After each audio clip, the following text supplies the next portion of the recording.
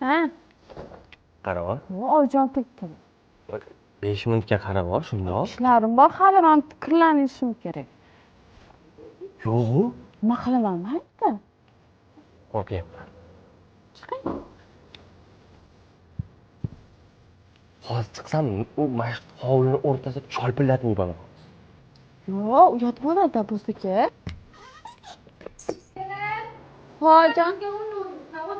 Xo'p bo'ladi.